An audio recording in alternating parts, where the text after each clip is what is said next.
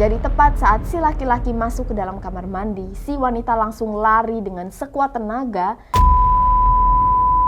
Hai guys, apa kabar kalian semua? Welcome back to Ruang Gelap dengan gua Amira. Kali ini kita akan membahas salah satu unsolved mystery di Korea.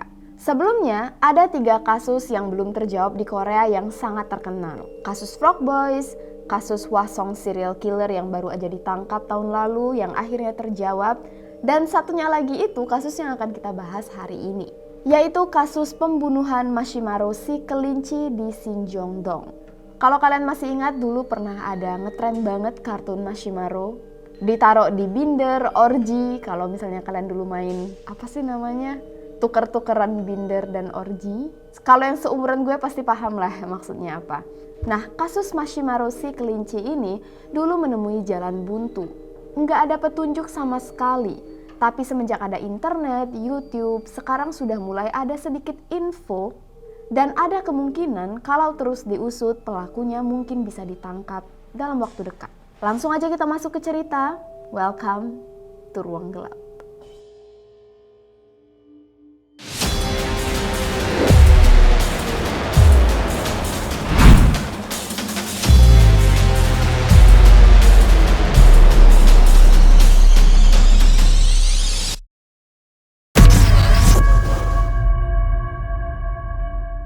Cerita bermula pada 7 Juni 2005, saat ada salah satu petugas yang mengambil sampah menemukan salah satu tumpukan yang sangat mencurigakan, di mana ada sebuah karung beras yang mengeluarkan bau busuk dan bentuknya sangat aneh.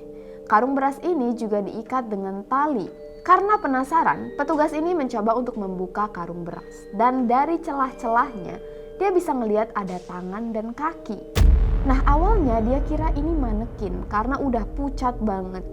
Tapi waktu dia perhatikan lagi, ada beberapa bercak darah dan dia yakin ini adalah tubuh manusia. Polisi langsung dipanggil ke TKP. Detail kejadian ini sangat mengerikan dan juga sangat kejam. Tubuh ini diketahui milik seorang wanita berumur 20 tahunan. Dan di bagian wajahnya dililiti dengan kantung plastik. Anehnya, tubuh ini seperti baru saja dimandikan karena bersih dan hanya ada sedikit sekali bercak darah. Namun hal yang paling aneh adalah saat polisi mengetahui bahwa di bagian bawah tubuh korban ternyata ada tisu dan juga pembalut yang dijejali ke dalam tubuhnya. Meskipun begitu, tidak ada tanda-tanda korban ini mengalami pelecehan. Entah bagaimana polisi menangani kasus ini, tapi menurut mereka tidak ada petunjuk yang bisa membuat mereka mengungkap siapa pelaku di balik kejadian tragis ini. Lalu, 6 bulan kemudian, di kota yang sama, lagi-lagi sebuah jenazah ditemukan. Kali ini milik seorang wanita berumur 40 tahun yang diketahui seorang ibu rumah tangga. Dan hampir mirip dengan kasus sebelumnya, wanita ini juga diikat dengan tali dan juga plastik di beberapa bagian tubuhnya. Tapi tubuh wanita ini juga diikat dengan karpet yang biasa digunakan untuk piknik dan ditemukan banyak darah di bagian bawah tubuh wanita ini.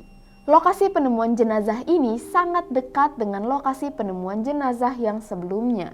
Dan dari cara ikatan yang sangat spesifik, polisi bisa menyimpulkan bahwa pelaku 2 pembunuhan ini adalah orang yang sama. Karena cara mengikat mereka ini seperti orang yang sering bekerja di pabrik yang mengikat barang. Kemungkinan kenapa pelaku membuang 2 tubuh ini di tempat yang dekat, karena pelaku merasa waktu pertama kali dia membuang tubuh wanita berumur 20 tahun dan dia tidak tertangkap, dia berarti aman bisa membuang tubuh lain di tempat yang sama juga. Udah ngerasa hebat. Dan saat itu juga polisi menyimpulkan ada pembunuh berantai berkeliaran di kota ini. Dan sama seperti kasus sebelumnya, kasus ini juga tidak memiliki petunjuk apapun. Satu-satunya petunjuk yang kita punya adalah saat terjadinya penculikan lagi tepat 6 bulan setelah kejadian kedua. Saat itu ada seorang wanita yang janjian untuk bertemu dengan pacarnya. Dia naik bus dan gak sengaja dia kelewatan, jadi dia harus turun di stasiun yang lebih jauh dan memutuskan untuk jalan kaki menuju stasiun sebelumnya. Di perjalanannya menuju stasiun sebelumnya ini, tiba-tiba dia ditodong oleh seorang laki-laki dengan pisau yang bilang, "Diam atau kalau enggak kamu akan saya.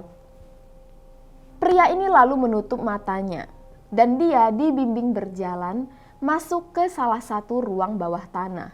Kenapa dia bisa tahu? Karena dia ngerasa dia menuruni tangga dan dia ngerasa udara di sekitar itu lembab dan tidak ada cahaya matahari sama sekali.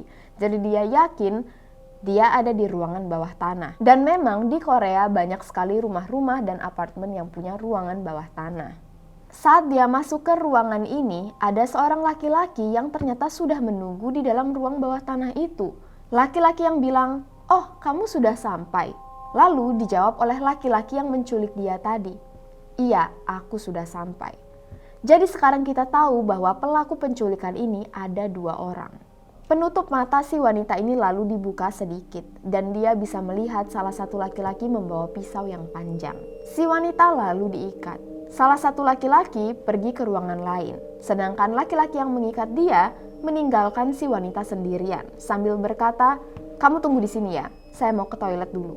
Dan disinilah si wanita melihat ke arah pintu dan secara nggak tahu kenapa, mungkin mukjizat, pintu keluarnya ternyata terbuka.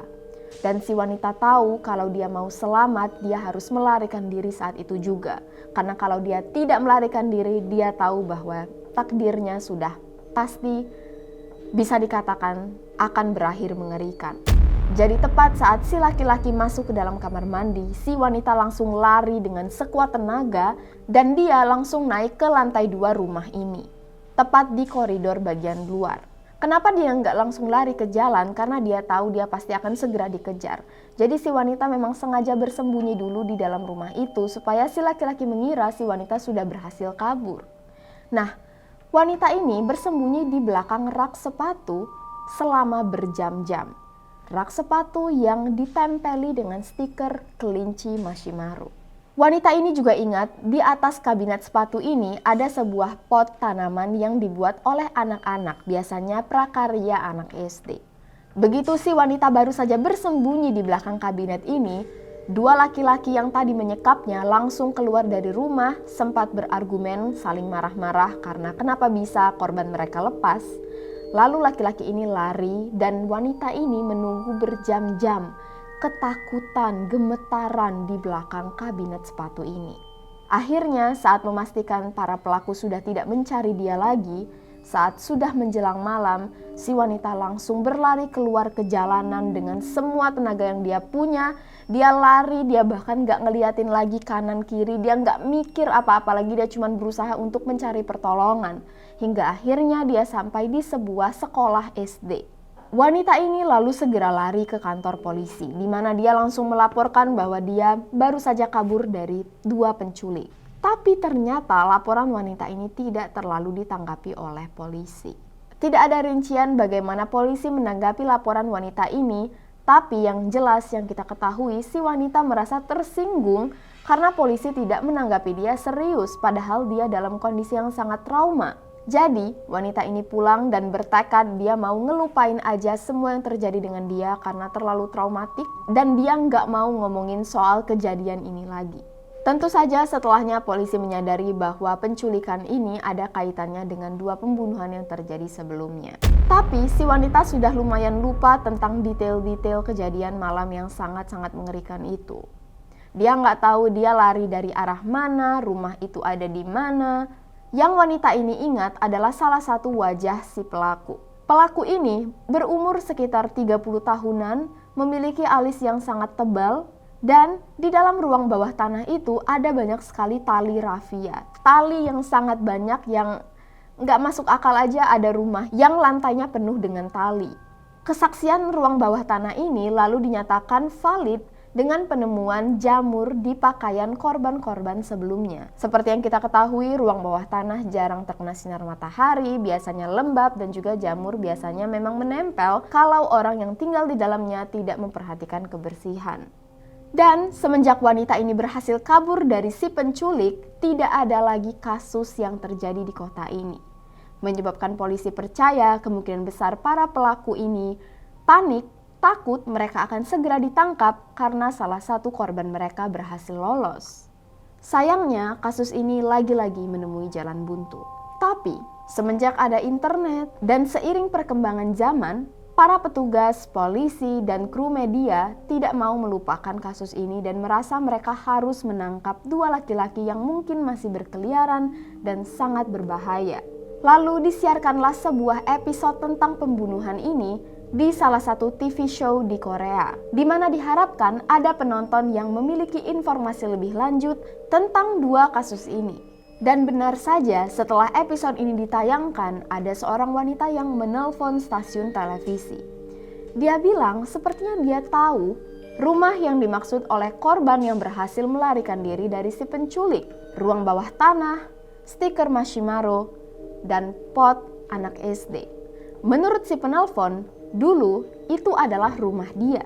Di rumahnya dulu memang ada sebuah kabinet yang diletakkan di lantai 2 dan anaknya yang berumur 3 tahun suka menempeli stiker di kabinet ini. Salah satunya stiker marshmallow.